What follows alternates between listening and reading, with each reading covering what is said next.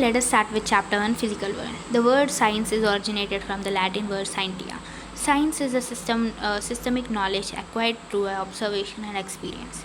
Steps involved in scientific method are: first is systematic observation, then controlled experiment, then quantitative and qualitative reasoning, then mathematical modeling, prediction, verification or falsification of theories. Science cannot be static, that means we cannot have final theory.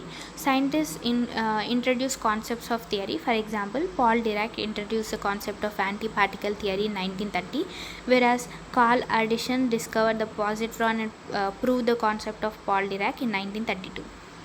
Physics is a study of law of nature and natural phenomena. The word physics is derived from the Greek word physis, which means nature. In Sanskrit, it is also known as bhautiki. The two main theories in physics are: first is unification and reduction. Unification, explaining diverse physical phenomena in terms of few concepts and laws, is known as unification, whereas reduction, the explaining a complex system in a simple parts, is known as reduction. There are three domains in physics. They are macroscopic, microscopic and mesoscopic domains. Physics and technology are interrelated. Now let us discuss about fundamental forces of nature. First is gravitational force, F equal to G m1 m2 by r square, where G equal to 6.67 into 10 to the power of minus 11 Newton meter square by kg square. Here it is weakest force in nature. The universal attractive forces, universal because every object has mass. These forces are never repulsive. They are central forces, that means they vary inversely as square of the distance between the bodies. They are conservative forces mediated by particles called as graviton.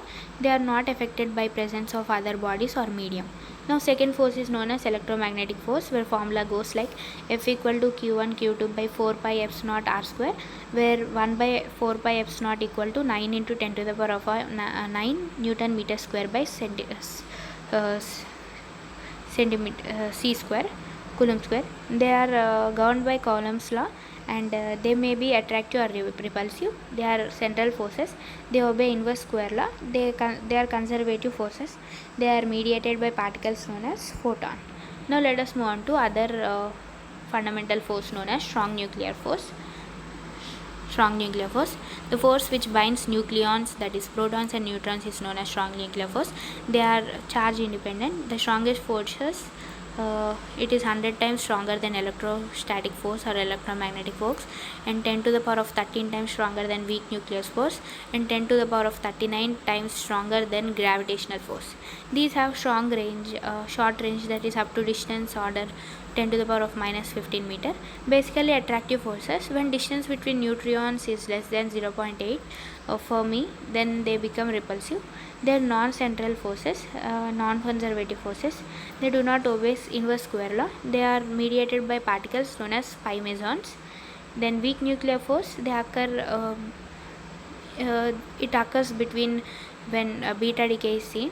They exist between leptons and mesons, which are interparticular, which are small particles like neutrons, electrons.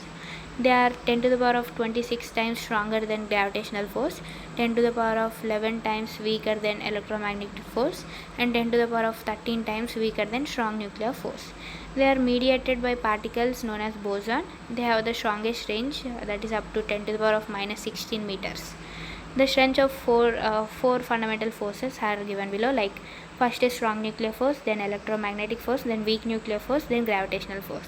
1 is to 10 to the power of minus 2 is to 10 to the power of minus 13 is to 10 to the power of minus 39. Now let us discuss about conservative laws in physics. First, the law of conservation of energy. The total energy is conserved. The energy is neither created nor destroyed. It can only be transferred from one form to another form. Then law of conservation of linear momentum. The linear momentum of system remains unchanged in absence of the external force. The law of conservation of angular momentum. A rotating body has inertia, so it also possesses momentum associated with with its rotation. The momentum is called as angular momentum.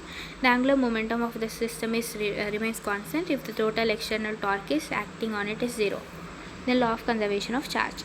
Charge are neither created nor destroyed, but are simply transferred from one body to other body. So we have completed the first lesson, physical world. Thank you.